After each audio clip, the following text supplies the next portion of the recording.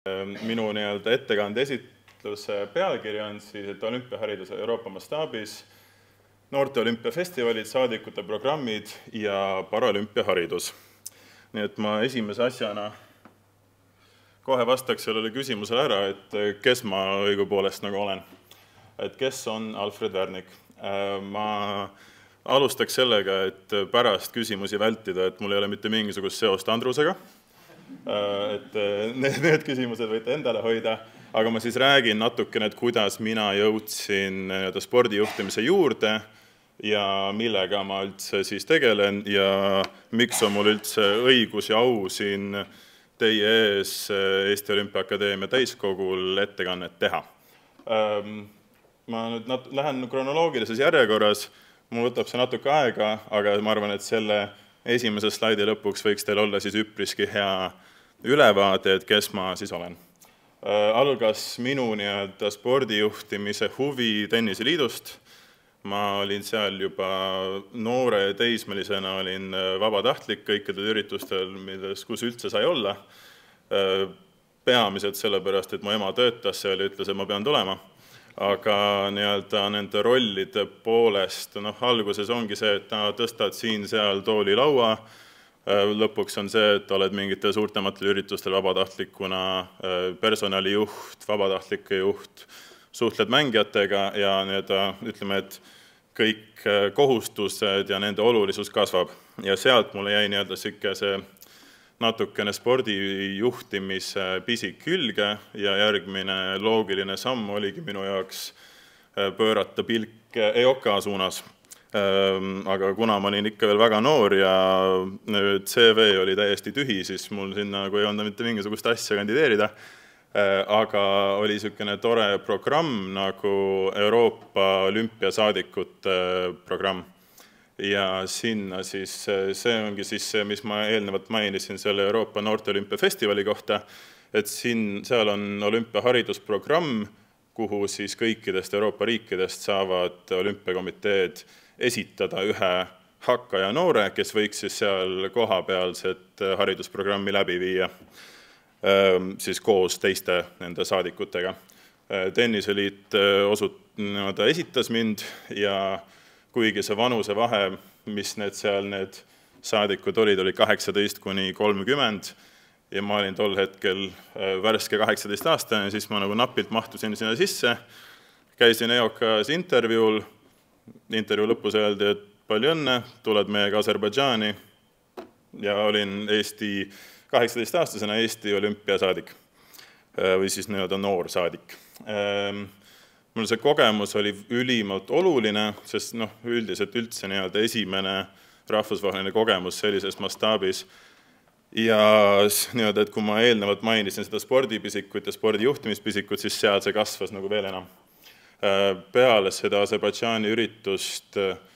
tundsin ma, et mul on juba päris hea alus, mul on tutvused üle Euroopa, mul on EOK-ga hea suhe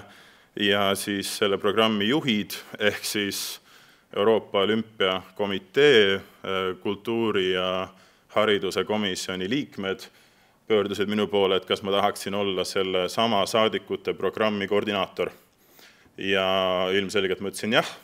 mõeldes, et sellega ma saan ennast veelgi kaugemal arendada, lisaks natukene siis ka olümpiainimeste, olümpiakomiteega natuke sooja suhteid hoida, aga samas ka, et mul makstakse igast reisid kinni ja ma saan rännata ümber Euroopa ja harida noori olümpiateemal. Siis see oli minu jaoks järgmine loogiline samm, sellest ma räägin ka pärast natukene lähemalt, aga nüüd ma olen seda juba 7 aastat teinud. Ja siis oli aeg ülikooli minna, läksin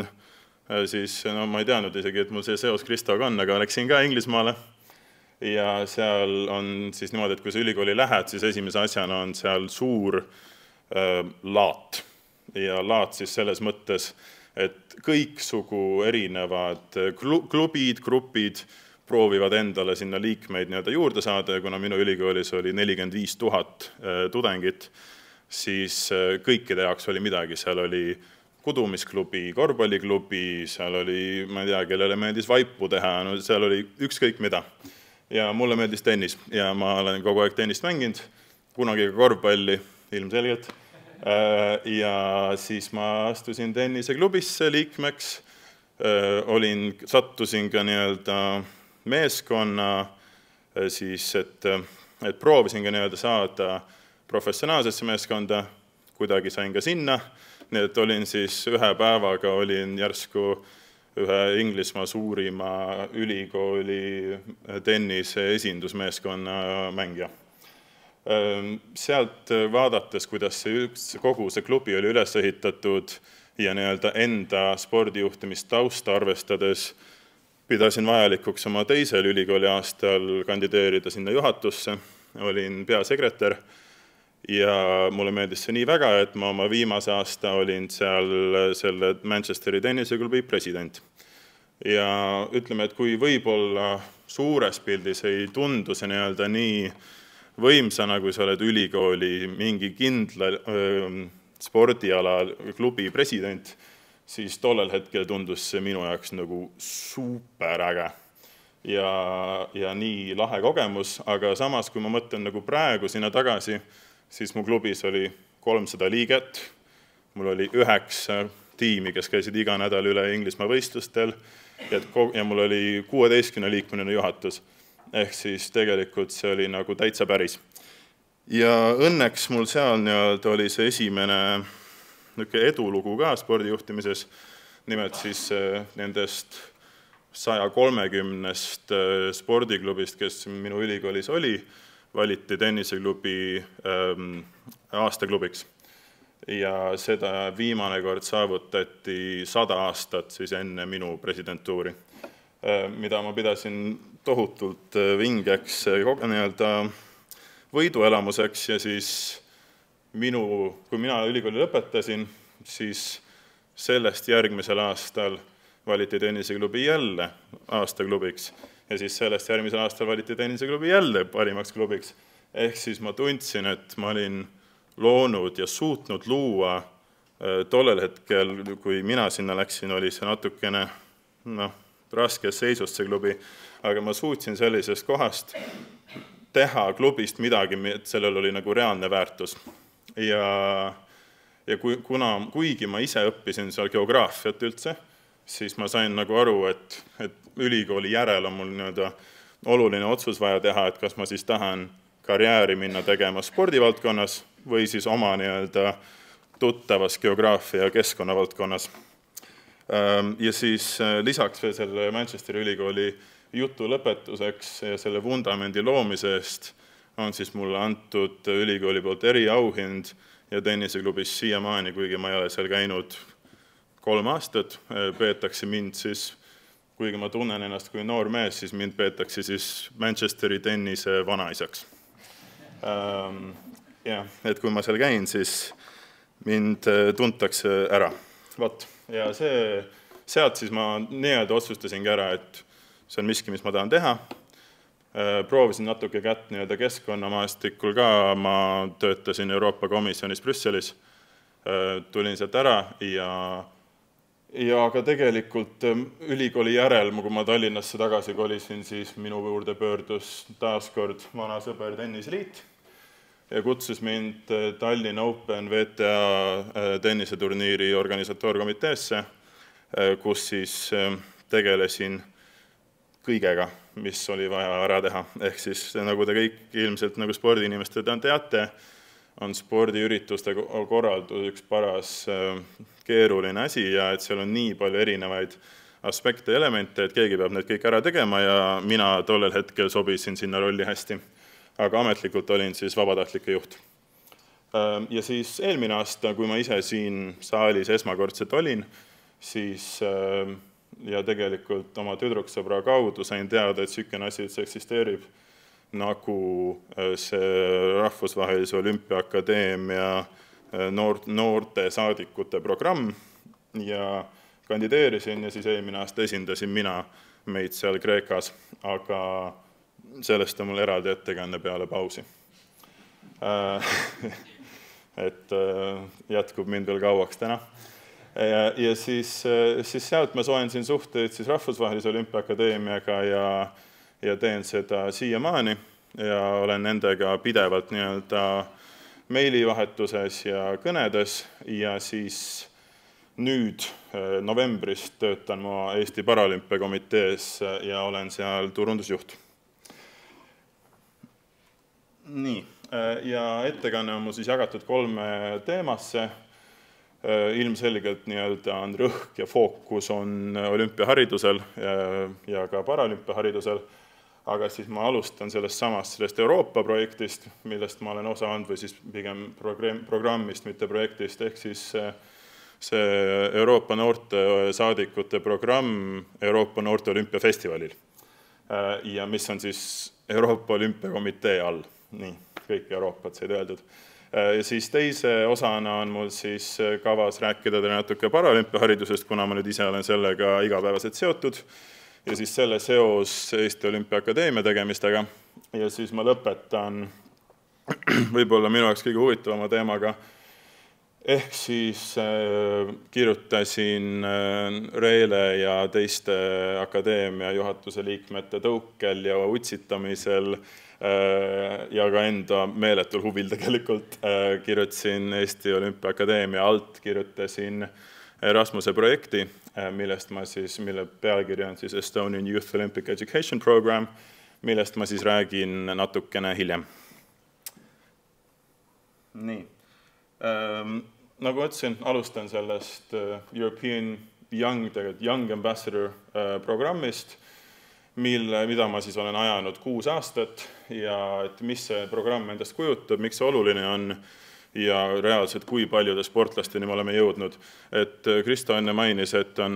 noortest saab kõik alguse ja tegelikult on see huvi orbiidis on siis praegu Eestis ja väga paljudes teistes riikides, et kuidas tuua lapsed ja noored sporti, siis see on natukene teisest võtmes, sellepärast et need noored, kellega mina tegelen, on juba spordis nii sees, et on enda vanuses Euroopas täielikus tipus. Et mida see programm endast kujutab ja mis minu seos sellega on? Ma olen siis juba 6 Euroopa noorte olümpiafestivalil osalenud. Nagu ma mainisin, siis ma Aserbaidžaanis Bakuus olin siis Eesti delegatsiooni osa ja olin seal saadik ja viisin kõiki neid tegevusi läbi. Ja siis juba järgmisest Vuogatis Soomes olin mina siis juba koordinaatori rollis. Siis ma tegin veel Banska Bystritsa Slovakkias ja siis peale seda mul oli koosolek selle kultuuri- ja hariduskomisjoniga, kus mind siis arvati koordinaatorite juhiks omakorda. Siis tegime Itaalias ühe, siis oli Sloveenias ja nüüd kõige värskem oli siis nüüd sel talvel Gruusias ja nüüd järgmine juba siis juuli lõpus Makedoonias. Ja ma ütleks, et võib-olla, ma arvan, et spordiinimestena muidugi, et ma loodan, et te teate, mis see Euroopa noorte olümpiafestival on, sest ma olen kuulnud, et seda kajastatakse Eestis päris palju, kuigi ma ise seda kajastust kunagi ei näe, sest ma ei ole kunagi Eestis sellel ajal. Ja ma väga spordiuudiseid sel ajal ei loe, sest mul on endal nii palju tegemist. Aga et põhimõtteliselt, kui võtta viimase 15-20 aasta Eesti medalistid sellelt samalt ürituselt, siis nemad, väga suur osa neist ikkagi jõuab olümpiamängudele ka ja on Eesti tuleviku täielikud staarid. Ja siis nagu mainisin, on minu roll olnud üpriski erinev aastate jooksul, et alustasin saadikuna, nüüd siis koordinaator ja siis koordinaatorite juhina. Ja koordinaatorina siis antakse mulle grupp, kellega ma siis tegelen, kes siis valmistavad selle konkreetse haridusprogrammi selle olümpiafestivali jaoks ette ja siis nende 6 aasta jooksul olen ma siis juhendanud 120 noort saadikut 35 riigist. Ja siis võib-olla minu enda jaoks, kui ma seda slaidi kokku panin ja arvutasin kõik üle, siis võib-olla kõige šokeerivama statistilise numbriga, et ma olen neid noor tippsportlasi, olen juba 10 000 selle programmi kaudu suutnud harida.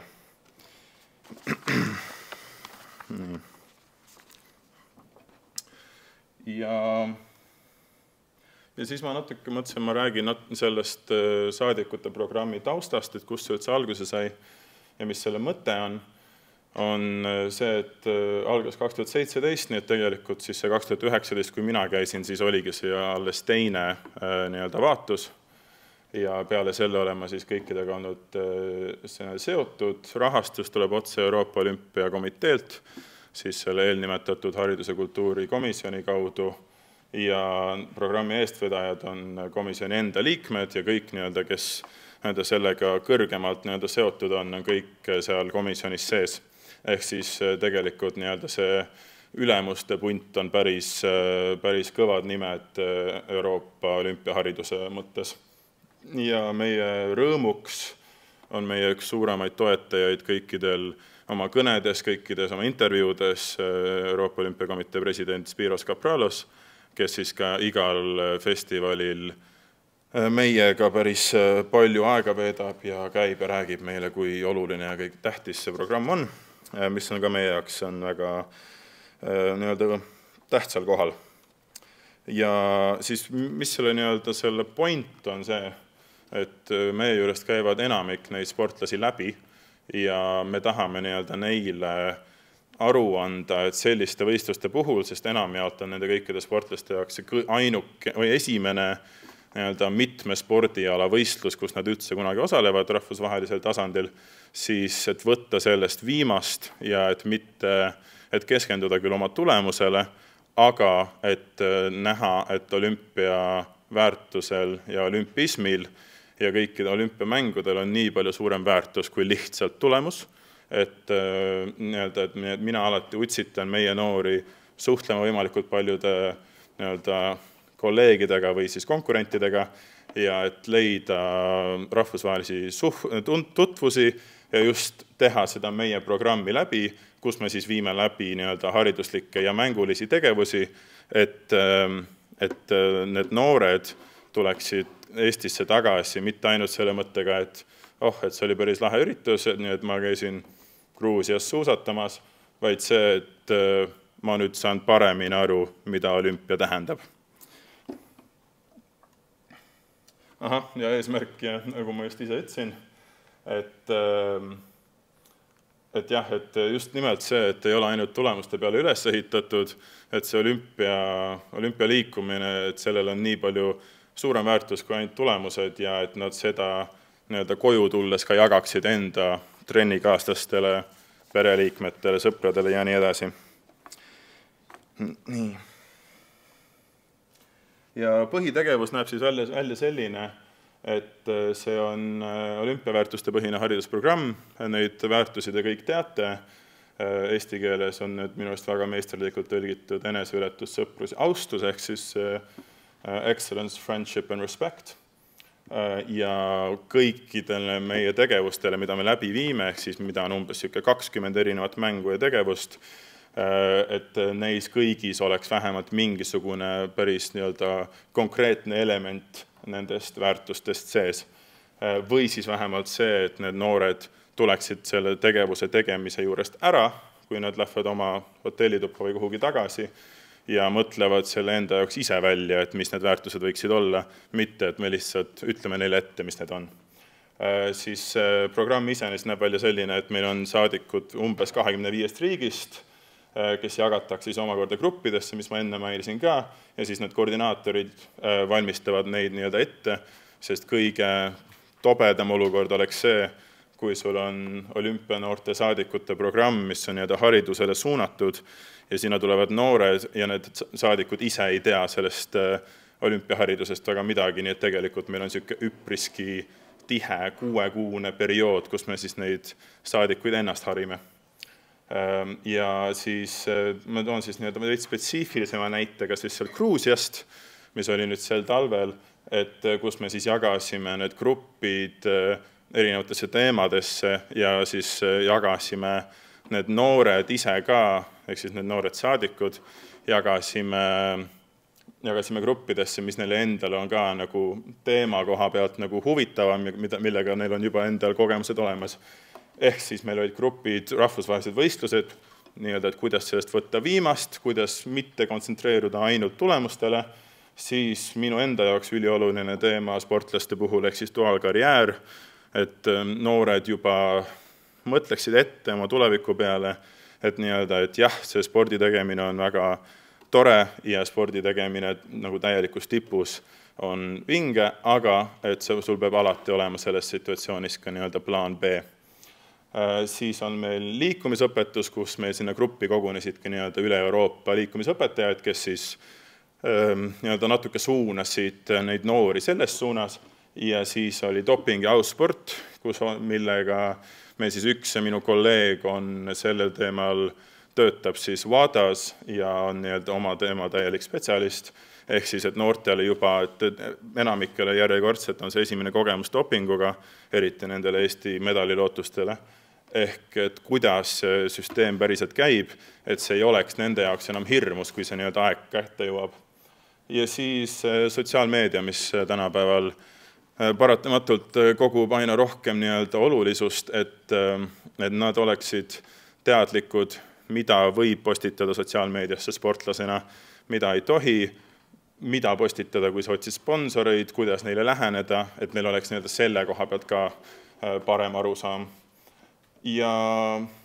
siis see 6-kuune ettevalmistusperiood jaguneb siis veebiseminarideks, kus me käivad siis Euroopa spetsialistid rääkimas ja avamas teemasid ja siis nendesse teemakohtadesse gruppide sisene arutelu. Ja tulemuseks on siis see, mis ma enne ka rääkisin, ehk siis meil on need 20 tegevust või mängu, mida need noored siis tulevad ja teevad läbi, kui neil endal on tahtmist. Nii. Ja see on siis meie tiim Gruusiast, ehk siis kes olid meie saadikuprogrammis, seal sees on paar olümpiasportlast, üks paralümpiasportlane, ehk siis me oleme ja väga palju ka olümpiakomiteede ja paralümpiakomiteede töötajaid, ehk siis me oleme nende 6 aasta jooksul, mis mina olen sellega seotud olnud, oleme me jõudnud päris kaugele selles osas, et huvi tõuseb ka nende seas, kes võib-olla ei ole et nende esimene reaktsioon olümpiaharidusele võib-olla, et ei ole see, et nad ei tea sellest midagi, aga meil on juba need, kellel on meeletu kogemus olemas. Minu teine ettekande osa on paralümpiahariduse kohta. Nüüd minu jaoks ka väga olulisel kohal, sellepärast, et paralümpiakomitee töötajana ja turundusjuhina on üks minu ülesanne on teha koolikülastusi ja seda paralümpia liikumist arendada ja promoda üle terve Eesti. Et meie enda põhikirjas on olemas, et meie riigi poolt seatud kohustus on see, et me peame parasporti arendama. Meie organisatsioonina me näeme, et see arendus ei ole ainult see, et rohkem inimesi teeks parasporti ja et parasportimistingimused oleksid parem, aga ka see, et meie noored ja meie üldse ühiskonnana me teaksime paraspordist rohkem, et üleüldine teadlikkus tõuseks. Ja meie jaoks on kõige olulisem teadlikkuse tõstmise poole pealt just noored, nagu Kristo ka enda ettekandes mainis, siis sealt on see, kus see kõik algab. Meil praegu on väga keeruline minna ja ümber veenda mingeid arvamusi, mis on tekkinud mingid, ütleme, sükestel täisealistel inimestel, aga noored on need, kes on täpselt sellised uudishimulikud, keda on lihtne kaasata ja kahjuks või õnneks siis kooli situatsioonis ei ole neil sellest ka pääsu.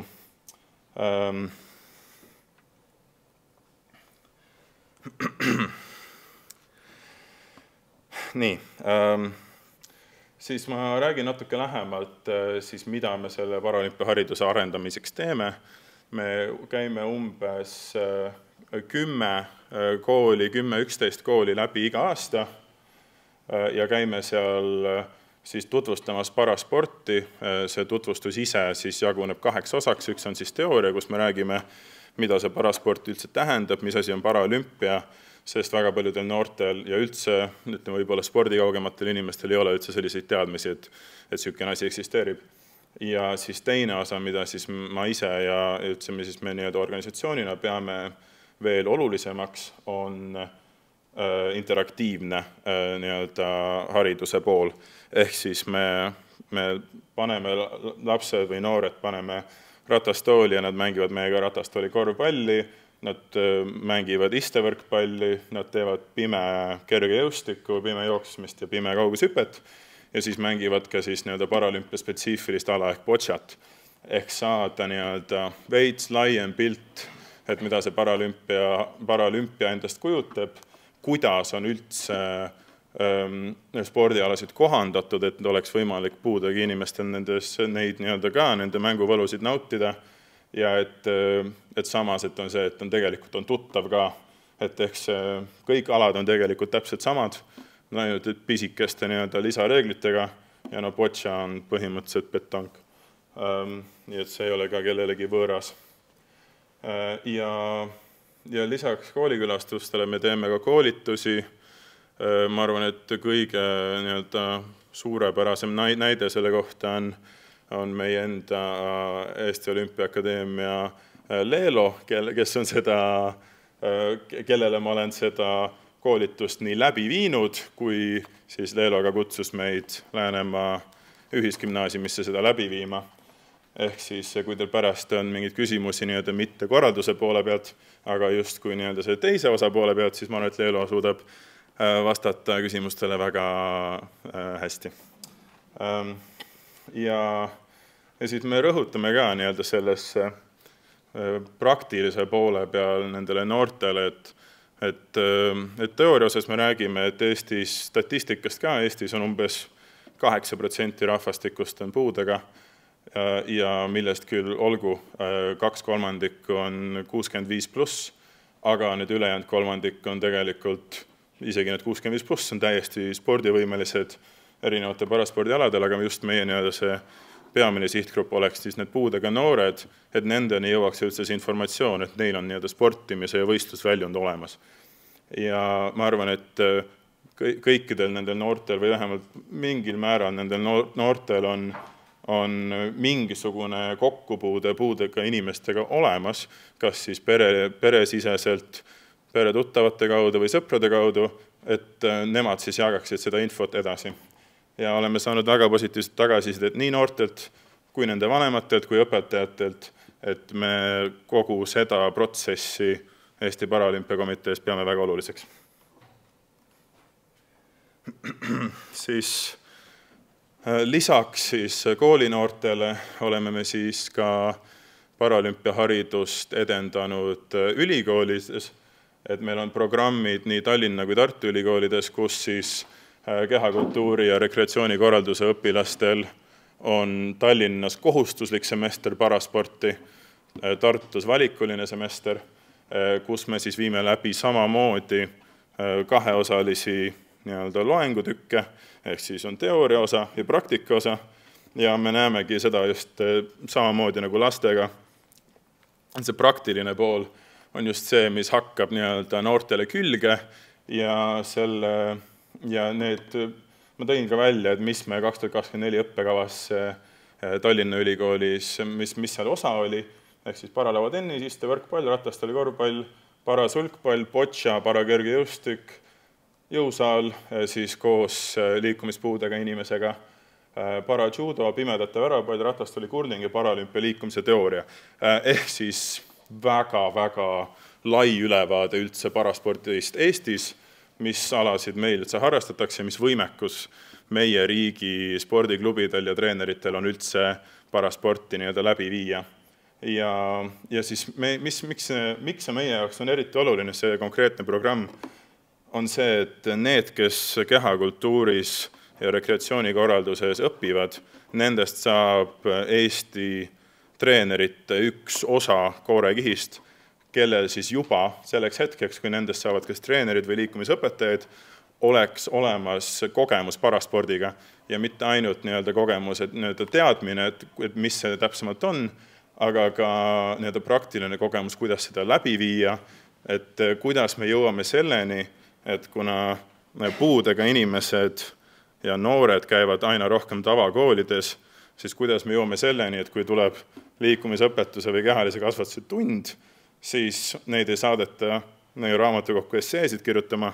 vaid et neid spordialasid ja tegevusi, mida läbi viiakse, et neid on võimalik kohandada niivõrd, et neil oleks ka täisväärtuslik liikumisõpetus. Ja meil on väga hea meel selle üle, et Eesti Olümpiaakadeemia on ka märganud selle paralümpiahariduse olulisust ning on ka meie tegemisi ja paralümpia ajaluguga ka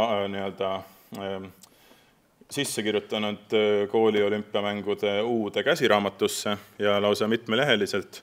et meil on selle üle ainult hea meel ja me loodame, et meie koostöö sellel teemal jätkub ja lisaks ma tahtsin veel ära mainida selle, et need koolid, mis korraldavad kooli olümpiamänge, nende tõenäosus, et nendesse koolidesse kutsutakse meid ja meiega võetakse ühendust, on meeletult palju suurem kui tavakoolidel. Ehk siis seal on nagu reaalne korrelatsioon olemas, et on need koolid, kes korraldavad kooli olümpiamänge ja kes võtavad ka meiega ühendust, et me tuleksime neile läbi viima parasporditundi. Nii, ja ma nüüd siin vaikselt jõuan oma viimase teema juurde. Ehk siis Estonian Youth Olympic Education Program, ehk siis Erasmus Plussi projekt, mille ma kirjutasin Eesti Olümpiaakadeemia toetusel ja minu jaoks on see sükene minu enda projekt ja sellisel mastaabil seda kirjutada ja seda siin esitleda mul on meeletu au ja see on miski, mille üle ma isiklikult olen väga uhke. Ehk siis ma võib-olla alustaksin sellest, et kuna ma olen ise nii kaua juba, enda jaoks kaua olnud olümpiaharidusega ja olümpialiikumisega seotud, siis ma olen ka käinud väga paljudel erinevatel olümpiaharidusteemalistel konverentsidel, seminaridel ja laagrites, kus ma olen siis näinud enda jaoks kõige olulisemaid näiteid ja parimaid praktikaid ja võib-olla siis ka mingite programmide negatiivsemaid külgi, mida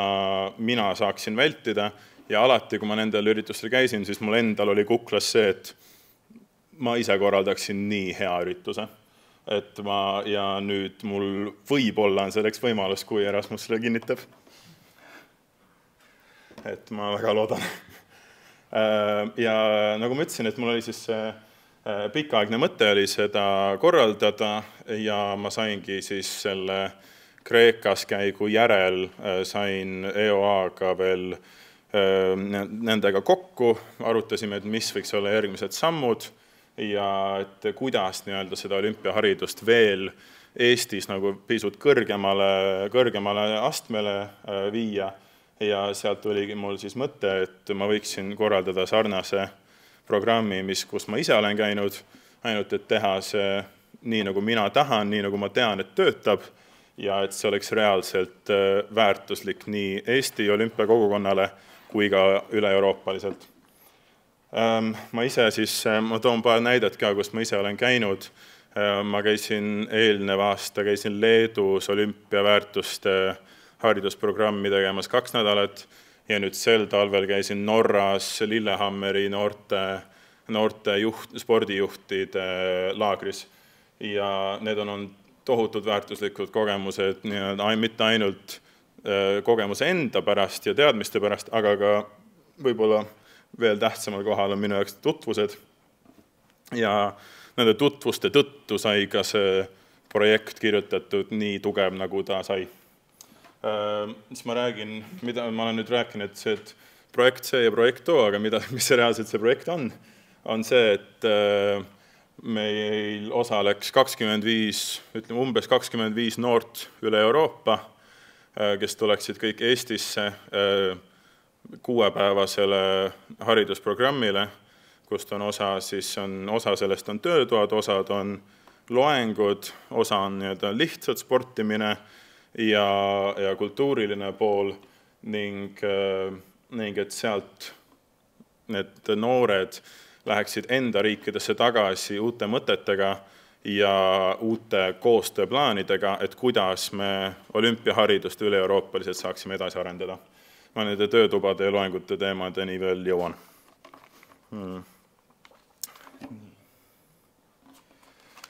Siis põgusalt sellest, et kes selle programmi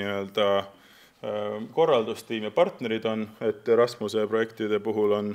ma arvan, et kõigile teada, et sa ei saa lihtsalt korraldada, et ma olen Eesti Olümpiaakadeemia, ma tahan teha, sul on vaja rahvusvahelisi partnereid. Ja nendeks rahvusvahelisteks partneriteks oleks siis seekord Portugali Olümpiaakadeemia ja Malta Olümpiaakadeemia, kelle omapoolsed eestvedajad on minusugused noored, kes ka on olümpiahariduse kire endale avastanud ja kellega mina olen kohtunud nende samadel programmidel, kus mina olen osalenud. Ja siis lisaks on mul kindel plaan ka kaasata meie selle aasta Rahvusvahelise Olümpiaakadeemia noorte olümpiasaadikute programmis osalejaid, kui neil endal muidugi huvi on, ma ei saa neid suruda, aga nendega te tutvute hiljem ja siis kuna see on plaanis korraldada 2026 augustis, siis tõenäoliselt ka järgmise aasta meie esindajatega. Ja siis ma tegelikult vahemärkusena tahtsin öelda seda ka, et olümpiakirg kasvas mul kindlasti kogu selle projekti kirjutamise raames, aga ma leidsin ühe uue kire ka, mida ma absoluutselt ei oodanud ja ma arvan, et see ei ole väga populaarne kirg, aga mulle tohutult meeldib kirjutada projekte, tuleb välja, just inglise keeles, nii et kui kellelgi on vaja, siis võite ühendust võtta, et ma hea meelega kirjutaks igast projekte, muidugi siis, et tingimus on see, et ma pean ise ka sellest huvi tundma. Nii, ja siin ma tõin siis välja töötoad ja loengud, mis siis võiksid selles hariduslikus elemendis olla osa sellest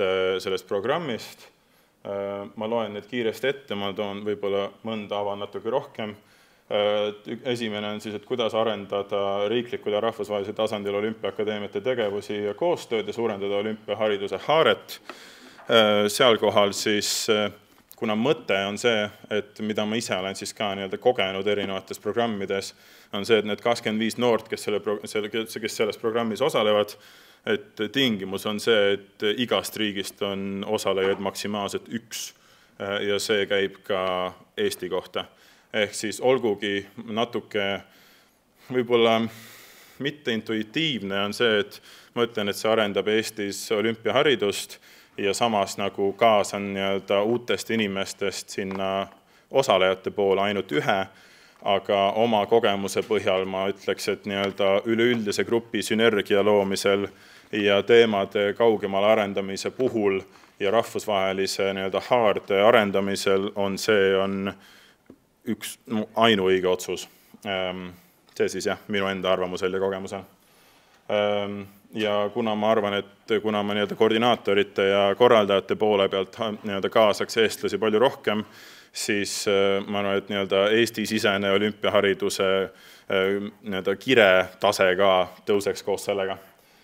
Teine töötuba on, kuidas edukalt kaasata paralümpialiikumist olümpiahariduse programmidesse, et kahjuks on mitte ainult üle Euroopa, aga ka rohkem ülemaailmselt on paralümpiaharidus jäänud kahjuks norgu olümpiahariduse kõrval ja ma arvan, et koos seda läbi töödates on meil võimalus paralümpiaharidust arendada üle-euroopaliselt ja kaasata neid ka rohkematesse olümpiaharidusprogrammidesse. Siis viimane töötuba, kuidas paremini harida noorsportlasi ning valmistada neid ette mitmekesisteks duaalkarjääri võimalusteks ja kuidas saavad olümpiaväärtused ja olümpiaharidus olla osa sellest teekonnast. Ehk siis see on siis seos minu selle Euroopa programmiga ja et kuna mõte on see, et kõik need osalejad oleksid enamjaolt oleks olümpiakomitee, olümpiaakadeemiate ja paralümpiakomiteede töötajad, et nemad saaksid selle teadmise viia enda organisatsioonidesse tagasi. Loengud, mida pean oluliseks, on siis, et sõjapõgenike sportlased, kuidas paremini kaasata kasvavat põgenike rahvastikku olümpialiikumisse, siis kuidas vältida tippsportlaste meediaga ülekoormamist, mulle endale see sõna meeldib, see inglise keeles kõlab palju paremini, ma arvan, et seda varem ei ole kuskil kirjutatud, ehk siis regladiatorifitseerimine või regladiatoriseerimine, ehk siis mul on natuke nagu endal jäänud tunne, et sportlastest saavad taaskord nagu aina rohkem gladiaatorid, et nad meie lõbuks seda kõike teevad ja sellega seoses enda lõbusel ja nauding selle osas kahaneb, ehk siis kuidas seda vältida ja siis spordimuuseumist ma rääkisin Ingrisega ja mingil määral on tehtud kokkuleppe, et kui see projekt rahastuse saab, et siis vaadata, et kuidas mitte otseselt spordiga seotud noori köita olümpiahariduse teemal. Ja see tegelikult oli viimane slaid, Reele näitas mulle ka, et mul on aeg otsas, ma kohe, et üks teema oli veel, mis ma tahtsin tõstatada.